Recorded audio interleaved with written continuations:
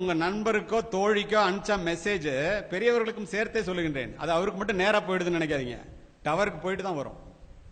அங்க போனா ஹிஸ்டரின்னு இருக்கும், குக்கீஸ்னு இருக்கும், எல்லாம் சேவ் ஆயிடும். எவ்வளவு நாட்கள் கழித்து வேண்டுமானாலும் நீங்க என்ன மெசேஜ் கொடுத்தீங்களோ, என்ன தப்பு நடந்துச்சோ அத்துணையையும் பார்க்க முடியும். பர்மிஷன் வாங்கணும், அவ்வளவுதான். காவல்துறை அதிகாரியாக நான் சொல்லுகின்றேன். ராத்திரி ஒரு பொண்ணு ஒரு பையனுக்கு 10 மெசேஜ் கொடுத்துட்டு அழைச்சிருச்சுன்னா அதை படிக்க முடியாதுன்னு தெரிஞ்சா பூனை கண்ணை மூடிட்டா உலகம் இருண்டு போச்சுங்கிற மாதிரி அத்துணையையும் படிக்க முடியும்.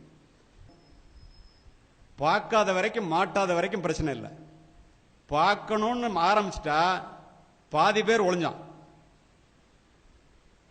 அப்போ எவ்வளவு ஒரு dangerous game we are playing. இந்த சூழ்நிலையில பிள்ளைகள் என்னெல்லாம் செய்யக்கூடாது? முதல்ல உங்க செல்போன் நம்பரை Facebookல பதிவு பண்ணக்கூடாது. உங்க பாஸ்வேர்டை அதுல பதிவு பண்ணக்கூடாது. உங்க போட்டோவை அதுல போடக்கூடாது. உங்களுடைய அட்ரஸ் அதுல பதிவு பண்ணக்கூடாது. எங்க படிக்கிறீங்கன்னு சொல்லக்கூடாது. உங்க அட்ரஸ் என்னன்னு சொல்லக்கூடாது. பர்த்டே என்னன்னு சொல்லக்கூடாது. இதெல்லாம் சொன்னா அதை எடுத்து நீங்கள் இருக்கின்ற இடத்தை கண்டுபிடித்து உங்களை பிளாக்மெயில் பண்றதுக்குரிய வாய்ப்புகள் அத்துணையும் அதுல இருக்கிறது. ஒரு நியூஸ் பேப்பர்னாங்க ஒன் வே டிராபிக், நீங்க படிச்சுட்டு தூக்கி போடலாம். ஒரு டிவியில ஆபாச படம் வந்துச்சுன்னா நீங்க ரிமோட் கண்ட்ரோலை வச்சு வேற சேனல் மாத்திக்கலாம். ஒரு ஆபாச சினிமான்னா அதுக்கு ஏ சர்டிபிகேட் உண்டு. ஒரு ஆபாச புத்தகம்னா காவல்துறைக்கு பயந்துகிட்டு விற்பான். ஆனா உங்க பொண்ணு கையில் இருக்கிற ஒரு ஸ்மார்ட் போன்ல இந்த உலகத்தில் உள்ள அசிங்கங்கள் அத்துணையும் விழுவும். எந்த கண்ட்ரோலும் கிடையாது. அதை தான் நீங்க வாங்கி கொடுத்துருக்கீங்க. வாங்கி கொடுத்துட்டு பிள்ளைங்க எல்லாம் ஒழுங்கா இருக்கணும்னு சொல்றீங்க. பிள்ளைங்க ஒழுங்கா இருக்கணும்னு சொன்னா பத்தாது. அந்த செல்போனை வாங்கி அதுல என்ன இருக்குன்னு பார்க்கணும். எப்படி பார்க்க முடியும்? நீங்க தெரிஞ்சாதான் பார்க்க முடியும். அதுக்காவது கத்துக்கங்க. பேசிக்கா என்னன்னு தெரிஞ்சுக்கங்க. இவ்வளவு கஷ்டப்பட்டு பிள்ளைகளை வளர்க்கின்றீர்களே, பூச்சூடி விரல் பிடித்து நடைபழக்கி முதுகெலும்பொடிய பாடுபட்டு முழு வயிறு காணாமல் உழைத்து இந்த பிள்ளைகளை வளர்க்கின்ற நீங்கள் கெட்டு போகாமல் வேலி போட்டு பார்த்துக் கொள்ள வேண்டாமா? இல்லைன்னா 2000 ரூபாய்க்கு ஒரு செல்போன் இருக்கு, அதை வாங்கி கொடுங்க. பேசுறதுக்கு மட்டும்தான் முடியும். பாருங்க, ஏன் ஸ்மார்ட் போன் ஏன் வாங்கி கொடுக்குறீங்க?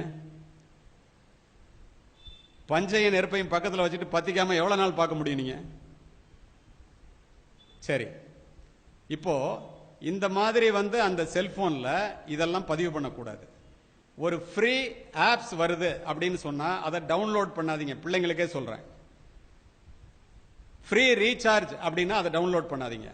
ஃப்ரீ கேம் அப்படின்னா டவுன்லோட் பண்ணாதீங்க. ஏன் தெரியுமா? அதுல ஏற்கனவே ஒரு சாப்ட்வேரை உள்ள திணிச்சு வச்சிருக்கான். நீங்க ஃப்ரீன்னு நினைச்சு அதை டவுன்லோட் பண்ணீங்கன்னா உங்களுடைய கேமரா, உங்களுடைய போனு, அதுல நீங்க கொடுக்கிற மெசேஜ் எல்லாத்தையும் யாரு அந்த ஆப்ஸை உள்ள வச்சிருக்கிறானோ அவன் பார்க்க முடியும். உங்க கேமராவை அவன் கண்ட்ரோல் பண்ண முடியும். உங்களுக்கு தெரியுமா, சமீபத்தில் அமெரிக்கால 47 கோடி ரூபாய் இந்திய மணிக்கு ஒரு காரு.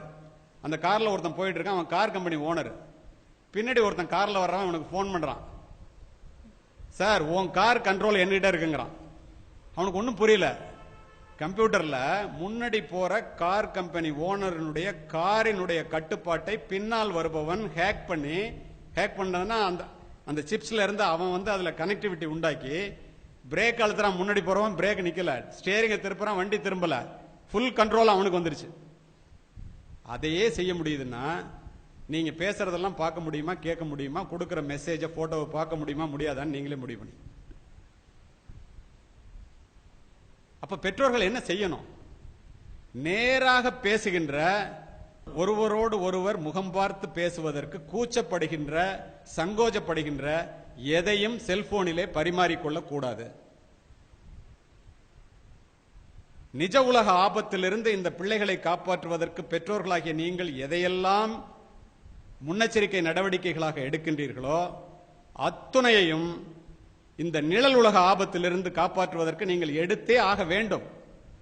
இருவேறு கருத்துக்கு இடமே இல்லை. பிள்ளைகளையும் பெற்றோர்களையும் வைத்துக் கொண்டு நான் இதை சொல்லுவதற்கு காரணம், இதனோட சீரியஸ்னஸ் என்னன்னு 2 பேருக்கும் புரியணும். அதுக்காக தான் சிஸ்டர் இந்த மீட்டிங்கை ஏற்பாடு பண்ணாங்க. 2 கண்ணு தான் பாக்குதுன்னு நினைச்சிட்டு செல்போன்லயோ கம்ப்யூட்டருக்கு முன்னாடி உட்கார்ந்து நீங்க எதை செஞ்சாலும் அதற்கு பின்னால் 1000 கண்கள் பார்த்து கொண்டிருக்கின்றன என்பதை தயவு செய்து அமர்ந்திருக்கின்ற யாரும் மறந்து விடாதீர்கள். அப்பனா இந்த செல்போனை எவ்வளவு ஜாக்கிரதையா உபயோகப்படுத்தணும். எப்ப பார்த்தாலும் செல்போனை ஒரு பொண்ணு நோண்டிக்கிட்டே இருந்துச்சுன்னா, அல்லது ராத்திரி 9 மணிக்கு மேல செல்போனை எடுத்துட்டு எட்டி போச்சுன்னா புள்ள கெட்டு போகுதுன்னு அர்த்தம். மிஸ்டு காலிலே வாழ்க்கையை இழந்த பல மாணவிகளை காவல்துறை அதிகாரியாக நான் அறிவேன். அதனாலதான் இவ்வளவு ஓப்பனா பேசுறேன்.